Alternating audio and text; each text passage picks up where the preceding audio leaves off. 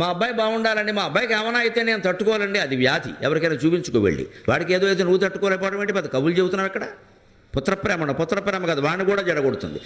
నీకేమైనా అయితే నేను తట్టుకోలేనని వాడు మొహం మీద అంటే మన్నా నుంచి వాడు బ్లాక్ మెయిలింగ్ మొదలు పెడతాడు. మా బాబు తట్టుకోలేడు.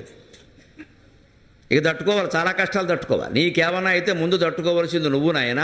కన్నాం కాబట్టి మీ అమ్మ నేను బాధపడతామని చెబితే అది భగవద్గీత మనకు అర్థమైనట్టు లెక్క. అప్పుడు వాడికి అర్థం అవుతుంది, జాగ్రత్తగా ఉంటాడు. నాన్న జాగ్రత్తరా తాగితే తాగేవు కానీ కొద్దిగా తాగరా, తాగితే తాగేవు కానీ అంటే గోమె కొట్టక కొద్దిగా తాగరానా, తాగేకి ఏదైనా తినరా ఎన్ని చెబుతారో. ఇంకా తాగమని మానమ్మని చెప్పరండి. తాగామంటే ఇంటికి రానమని తోసేస్తాను బయటికి, పైడిపర్లో అడుక్కోవలసిందని చెప్పాలంతే. అప్పుడు వాడు వింటాడు. ఎందుకంటే మన వాళ్ళని మనం ఎలా వదులుకుంటాం? ఇంకా ధృతరాష్ట్రుడికి మనకి తేడా ఏముంది? ఇంకా అంతే. అది ఎన్ని దుర్వ్యసనాలు ఉన్నా వాడిని పోషిస్తాం మనం. వాడికి పెళ్లి కూడా చేస్తాం ఇంకో జీవితం నాశనం చేయడానికి.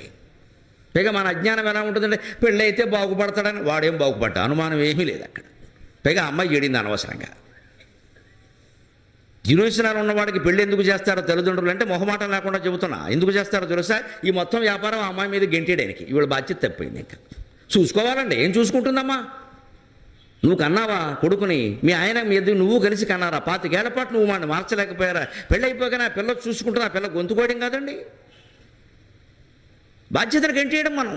పైగానమ్మా పిల్లొచ్చిన వేళ వేళ అన్నిటికీ వేళ. ఇంకా మనకి పెళ్ళి అయినా మా వాడు మారలేదు. ఎవరు చెప్పారండి పెళ్ళి అయితే మారతారు? పెళ్ళి అయితే మారతారు? మారారమ్మా ఎవరు. పెళ్ళికి మారడానికి ఏమో సంబంధం లేదు. అలా చేయకూడదు అసలు. అది నువ్వు అసలు ఇవన్నీ వదులుకుంటేనే నీకు పెళ్ళి లేతలేదు బో అని చెప్పాలి. అంతే. వాడు దెబ్బకి మారతాడు. వాడు కూడా వాడే చూసుకుంటాడు. అంతగా చెప్పాల్సి వస్తే మా వాడికి ఇవి ఉన్నాయేమో, మీకు ఇష్టమైతే పిల్లలు కూడా లేత లేదని చెప్పాలి. అలా ఎవడో ఇవ్వకపోతే ఇవ్వపోనాయి ఏమైంది?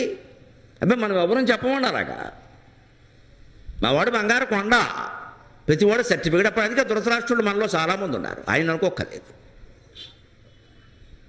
పైగా తర్వాత చెడిపోతే తల్లి తండ్రి ఇద్దరూ కలిసి ఆ అమ్మాయి వచ్చాకే కొంచెం ఇలా తయారయ్యడమా. ఇదివరకు అంత లేదు, ఇదివరకు కొంచెం గ్లాసే, ఇప్పుడు సీసా. బా అమ్మాయి వచ్చి సీసా ఇచ్చిందా వీడికి?